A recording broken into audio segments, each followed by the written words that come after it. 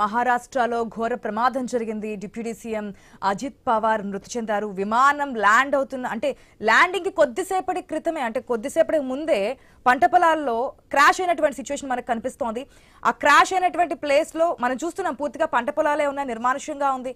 అక్కడ ఎటువంటి ప్లేస్ అంటే రోడ్ మీద కానీ అటువంటి ప్లేస్ ఏం కాదు.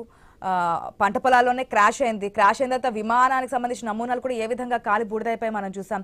క్రాష్ అయిన వెంటనే కూడా అగ్ని ప్రమాదానికి సంబంధించి ఒక్కసారిగా అగ్నికిలలు ఎగిసిపడినటువంటి సిచ్యువేషన్. క్రాష్ అయిన వెంటనే అందులో ప్రయాణిస్తున్నటువంటి 6 కూడా, 2 పైలట్లు ఉన్నారు, 2 అధికారులు ఉన్నారు, సిబ్బంది ఉన్నారు, అజిత్ పవార్ ఉన్నారు. మొత్తం 6 కూడా స్పాట్లోనే దుర్మరణం చెందినటువంటి విజువల్స్. ప్రజెంట్ అక్కడ ఆ మృతదేహాలను బయటకు తీస్తున్నటువంటి విజువల్స్ కూడా మనం ఐన్యూస్ స్క్రీన్లో ఎక్స్క్లూజివ్గా చూస్తున్నాం. హుటాహుట్న అక్కడికి యంత్రాంగం అంతా చేరుకున్నారు. ఢిల్లీ నుంచి పవార్ కుటుంబం కూడా బారామతికి చేరుకున్నటువంటి సిచ్యువేషన్ మనం చూస్తున్నాం. ఉదయం 8:45 ప్రాంతంలో కుప్పకూలింది. వెంటనే అధికారులందరికీ కూడా ఇన్ఫర్మేషన్ వెళ్ళింది. ఏ ప్రమాదం జరగకూడదు, చిన్న చిన్న గాయాలయ్యాయి మాత్రమే అని చెప్పి అనుకుంటున్నటువంటి తరుణంలో ఒక్కసారిగా ఒక విషాద ఘటనకు సంబంధించినటువంటి బ్రేకింగ్ మనకు అందింది. అజిత్ పవార్ ఇక్కడ లేరు. ఏదైతే ఈ క్రాష్ అయిన విమానంలో ప్రాణాలు కోల్పోయారనేటువంటి విషాదకర వార్తను వినాల్సి వచ్చింది.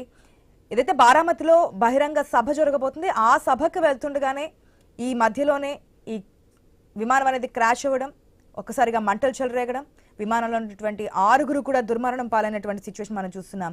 జిల్లా పరిషత్ ఎలక్షన్స్కి ముందే ఇటువంటి ప్రమాదం జరిగింది. హుటాహుటిన అక్కడికి అధికారులందరూ చేరుకుంటున్నారు. ఢిల్లీ నుంచి కూడా పవార్ కుటుంబం బారామతికి చేరుకున్నటువంటి సిచ్యువేషన్ మనకు కనిపిస్తోంది.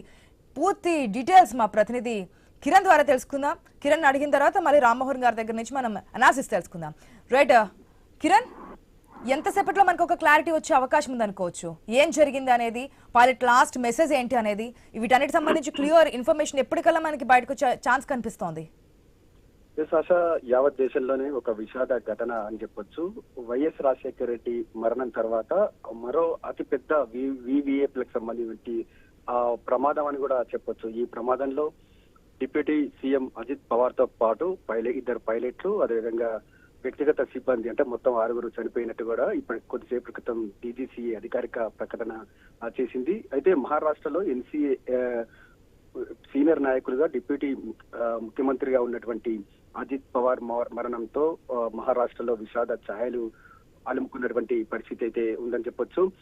1982లో రాజకీయంలోకి వచ్చినటువంటి అజిత్ పవార్ 1991లో మొదటిసారిగా ఎంపీగా గెలిచారు. ఆ తర్వాత 95లో ఎమ్మెల్యేగా పనిచేశారు.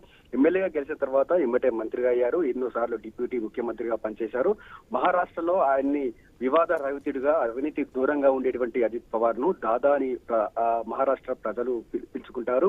ఒక్కసారిగా అజిత్ పవార్ మరణంతో మహారాష్ట్ర శోక సంద్రంలో మునిగిపోయినటువంటి పరిస్థితి అయితే ఉంది. అయితే ప్రమాదానికి ముందే చార్టర్ ఫ్లైట్ అంటే డబుల్ ఇంజన్ గలటువంటి చార్టర్ ఫ్లైట్, ఒక ఇంజన్ డ్యామేజ్ అయినా, ఒక ఇంజన్ లో సాంకేతిక లోపం వచ్చినా 2వ ఇంజన్ పనిచేస్తుంది. కానీ ఇక్కడ డబుల్ ఇంజన్ చార్టర్ ఫ్లైట్ లో 2 ఇంజన్లు ఉన్నప్పటికీ కూడా ప్రమాదం ఎలా జరిగింది అనేటువంటి క్లారిటీ అయితే ఇంకా రావాల్సింది. అయితే ప్రమాదం సంబంధించి 7:30 మహారాష్ట్ర ముంబై నుంచి ల్యాండ్ అంటే అక్కడ నుంచి బయలుదేరే ఫ్లైట్ సంబంధించి అంతకు ముందే దాన్ని చెక్ చేసి అన్నట్టుగా తెలుస్తా ఉంది. 8:45 కంటే మరి కాసేపట్లో ఒక 5-10 నిమిషాల్లో ల్యాండ్ అవ్వాల్సినటువంటి చార్టర్ ఫ్లైట్ ప్రమాదానికి గురైనట్టుగా మనకు స్పష్టంగా తెలుస్తుంది.